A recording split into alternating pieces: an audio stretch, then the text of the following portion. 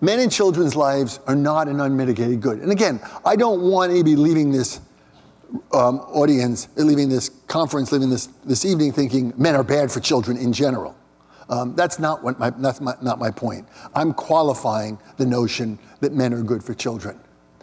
Many presume, perhaps not unreasonably, that having a man in the home and thus two parents, a mother and father, is, quote, in the child's best interest. And that this is especially so when fathers are involved in the care of their children.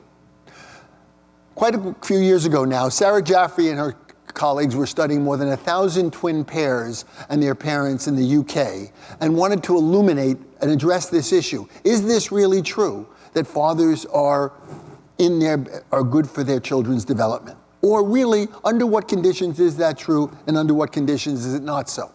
So they hypothesized two things mattered, and these won't be surprising. The first was exposure to the father. Is he there? And so they're interested in the degree to which fathers are resident or not resident, absent or present, just physically living in the home. But also, what about the father's antisocial behavior? Some men are not the most kind, courteous, caring, considerate, agreeable people. In the same way that some women are not, might be the opposite of that there's variation, and we have to appreciate that variation. So Jaffrey and her colleagues predicted that the longer highly antisocial men live with their children, the more antisocial would their children become, which is not unlike the data that Gary called attention to, which is what the role of violence in your childhood, how that plays when you become a violent man too. That's the intergenerational transmission of antisocial behavior. But that it would be different for children who didn't grow up with a violent father. And here are the results of their study, which you might consider as the cost and benefits of father's presence across the first 5 years of life.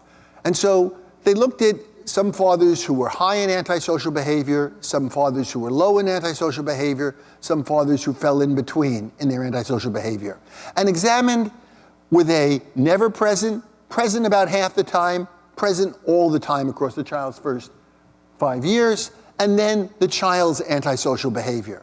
And lo and behold, as you can see, that the more fathers involved, the less antisocial behavior children manifest if their fathers aren't highly antisocial. But if their fathers are highly antisocial, it is not in the best interest to have the father around, at least with regard to the development of the child's antisocial behavior. Now, but is it the father's presence or is it his actual involvement that mattered? And this is obviously a distinction that Gary was highlighting, the importance of men involved in caregiving. And lo and behold, the data look exactly the same, because these two things aren't unrelated, when you look at father involvement. Was father's caretaking, was the father never involved in caretaking? Was he involved on a monthly basis, or was he daily involved?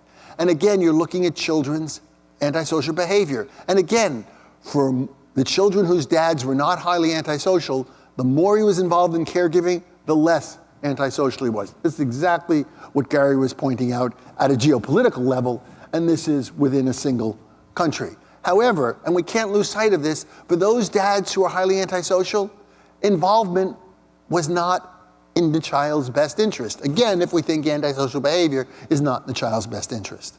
The bottom line here is we need to discriminate between the men who are a benefit to their children and the men who are unlikely to be a benefit to the children. Thankfully, the latter are the exception, but not the rule, but they're there. And in fact, they may be the ones who are generating more and more social dysfunction than anybody else, because it's their children, it looks like, who are at the biggest risk of growing up to be antisocial, not only to their own children as fathers, but to the rest of us as citizens in a society.